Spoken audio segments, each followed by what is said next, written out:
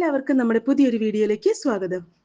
അപ്പോൾ ഇന്നത്തെ നമ്മുടെ റെസിപ്പി വന്നിട്ട് പാർട്ടികളിലൊക്കെ നമുക്ക് വിളമ്പാൻ പറ്റുന്ന ഒരു അടിപൊളി ഡെസേർട്ടാണ്. വളരെ കുറച്ച് ചേരുവകൾ കൊണ്ട് എന്നാൽ ഒരുപാട് സമയമൊന്നും എടുക്കാതെ കണ്ട് നല്ല ടേസ്റ്റി ആയിട്ടുള്ള ഒരു പുഡിംഗ് ആണ് ഇന്ന് ഞാൻ തയ്യാറാക്കാൻ പോകുന്നത്. അപ്പോൾ എല്ലാവരും വീഡിയോ മുഴുവനായി കാണുക.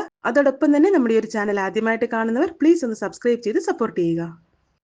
അപ്പോൾ നമ്മുടെ ഈ ഒരു പുഡിംഗ് തയ്യാറാക്കാനായിട്ട് ഞാനിപ്പോൾ ഇവിടെ 1 ലിറ്റർ പാല് ഞാൻ എടുത്തിട്ടുണ്ട്. ഇതിപ്പോൾ നമുക്കൊന്ന് ചൂടാക്കാനായിട്ട് വെക്കാം. അപ്പോൾ പാലെല്ലാം ഇവിടെ ചെറുതായിട്ടൊന്ന് ചൂടായി വന്നിട്ടുണ്ട്. ഈ സമയം നമുക്കിതിലേക്ക് മധുരത്തിന് ആവശ്യമായ കണ്ടൻസ്ഡ് മിൽക്ക് ചേർത്ത് കൊടുക്കാം. ഞാനിപ്പോൾ ഇവിടെ 250 ml 2 കപ്പ് കണ്ടൻസ്ഡ് മിൽക്കാണ് ഇതിലേക്ക് ചേർത്ത് കൊടുക്കുന്നത്.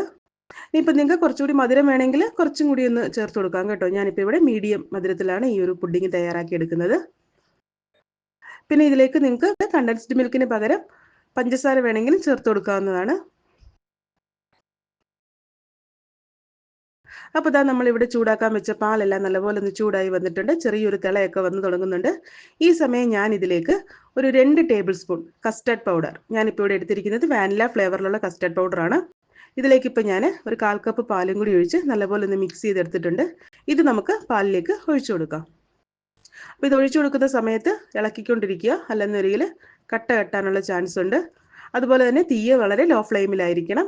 പിന്നെ ഞാൻ ഇവിടെ എടുത്തിരിക്കുന്ന കസ്റ്റർഡ് പൗഡർ വന്നിട്ട് വാനില ഫ്ലേവറിലുള്ളതാണ്. ഇനിയിപ്പോൾ നിങ്ങളുടെ കയ്യിൽ പ്ലെയിൻ ആയിട്ടുള്ള കസ്റ്റർഡ് പൗഡറാണ് കിട്ടുന്നതെന്ന് വരികിൽ ഇതിലേക്ക് നമുക്ക് ഇഷ്ടമുള്ള ഫ്ലേവറിലുള്ള എസൻസ് നമുക്കിതിലേക്ക് ചേർത്ത് കൊടുക്കാം. വാനില ഫ്ലേവറോ അതുപോലെ തന്നെ ഇപ്പം ബട്ടർ സ്കോച്ചിൻ്റെ ഒക്കെ ഫ്ലേവർ നമുക്ക് മാർക്കറ്റിൽ അവൈലബിൾ ആണ്. ബട്ടർ സ്കോച്ചിൻ്റെയോ അതുപോലെ തന്നെ പൈനാപ്പിളിൻ്റെ ഒക്കെ എസൻസ് നമുക്കിതിലേക്ക് ചേർത്ത് കൊടുക്കാവുന്നതാണ്. അപ്പോൾ അതൊക്കെ നിങ്ങളുടെ ടേസ്റ്റിനനുസരിച്ച് ഏത് വേണമെങ്കിലും നിങ്ങൾക്ക് ചേർത്ത് കൊടുക്കാം. ഞാനിപ്പോൾ ഇവിടെ വാനില ഫ്ലേവറിലുള്ള കസ്റ്റർഡ് പൗഡറാണ് എടുത്തിരിക്കുന്നത്. അപ്പോൾ അതുകൊണ്ട് തന്നെ ഇതിലേക്ക് ഇനി ഞാൻ പ്രത്യേകിച്ച് എസൻസുകളൊന്നും ചേർത്ത് കൊടുക്കുന്നില്ല. പിന്നെ ഈ ഒരു പുഡിംഗ് തയ്യാറാക്കാനായിട്ട് നമുക്ക് ഒരുപാട് സാധനങ്ങളൊന്നും വേണ്ട കേട്ടോ. നമുക്ക് അധികം സമയമൊന്നും വേണ്ട. എന്നാൽ നല്ല ടേസ്റ്റി ആയിട്ടുള്ള ഒരു അടിപൊളി പുഡിംഗാണിത്. അപ്പോൾ ഇതാ നമ്മുടെ കസ്റ്റാർഡ് മിൽക്ക് ഇവിടെ റെഡി ആയിട്ടുണ്ട്. ഇതിപ്പോൾ ഒരുപാട് കട്ടിയൊന്നും ആവണ്ട. നമ്മുടെ മിൽക്ക് മെയ്ഡിൻ്റെ ഒക്കെ ഒരു കൺസിസ്റ്റൻസി ഇല്ലേ, അതിനെക്കാട്ടിലും കുറച്ചും കൂടി ഒന്ന് ലൂസായിട്ടിരിക്കണം. ഞാനിപ്പോൾ സ്റ്റവ് ഓഫ് ആക്കിയിട്ടുണ്ട്. ഇനിയിപ്പോൾ നമുക്കിത് ഒന്ന് തണുക്കാനായിട്ട് മാറ്റി വെക്കാം. റൂം ടെമ്പറേച്ചറിൽ വെച്ച് തണുപ്പിച്ചെടുത്താൽ മതി. ഞാനിപ്പോൾ ഇവിടെ വീണ്ടും ഒരു പാൻ അടുപ്പിൽ വെച്ചിട്ടുണ്ട്.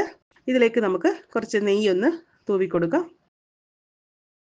ഇതിലേക്ക് നമുക്ക് അരിക്ക് കട്ട് ചെയ്ത് ബ്രെഡ് നമുക്കൊന്ന് ടോസ്റ്റ് ചെയ്തെടുക്കണം.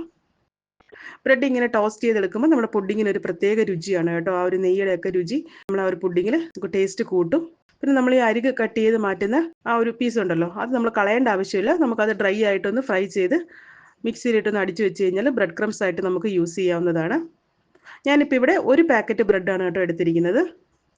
അപ്പോൾ ഇതാ നമ്മുടെ ബ്രെഡെല്ലാം ഞാനിവിടെ ഒന്ന് ടോസ്റ്റ് ചെയ്തെടുത്തിട്ടുണ്ട്. ഇനിയിപ്പോൾ നമുക്ക് പുഡിങ്ങിൻ്റെ ആദ്യത്തെ സെറ്റ് നമുക്കൊന്ന് റെഡിയാക്കി എടുക്കാം. ഞാനിപ്പോൾ ഇവിടെ ഈ ഒരു ട്രെയിലാണ് കേട്ടോ ഇത് സെറ്റ് ചെയ്തെടുക്കുന്നത്. അപ്പോൾ ആദ്യം തന്നെ നമുക്കിതിലേക്ക് കുറച്ച് കസ്റ്റർഡ് മിൽക്ക് നമുക്കിതിലേക്ക് ഒഴിച്ചു കൊടുക്കാം. അതിൻ്റെ മേളിലായിട്ട് നമ്മൾ ടോസ്റ്റ് ചെയ്ത് വെച്ചിരിക്കുന്ന ബ്രെഡ് ഒന്ന് സെറ്റ് ചെയ്ത് കൊടുക്കണം.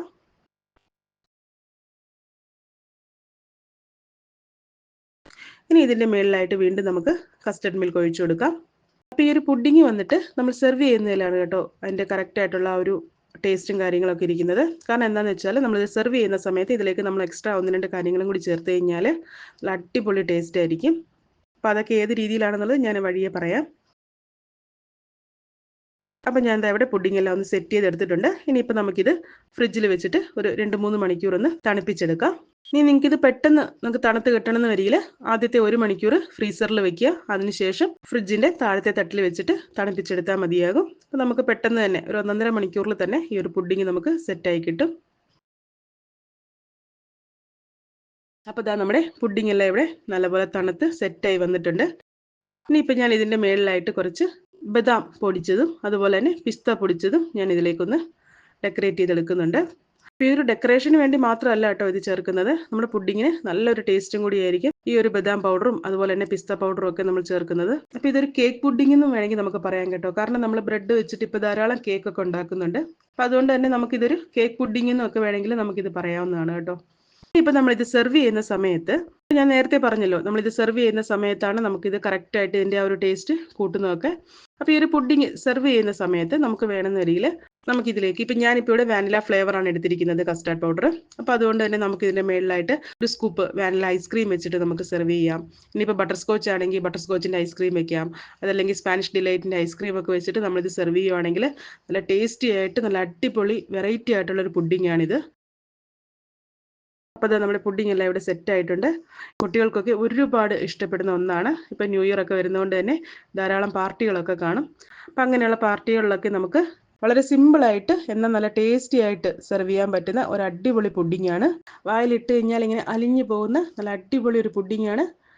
അപ്പോൾ എല്ലാവരും ഒന്ന് ട്രൈ ചെയ്ത് നോക്കുക. അപ്പോൾ എല്ലാവർക്കും എൻ്റെയും എൻ്റെ കുടുംബത്തിൻ്റെയും നല്ലൊരു പുതുവർഷം ആശംസിക്കുന്നു. അടുത്ത നല്ലൊരു റെസിപ്പിയായിട്ട് കാണുന്നത് വരേക്കും ടേക്ക് കെയർ. ബൈ.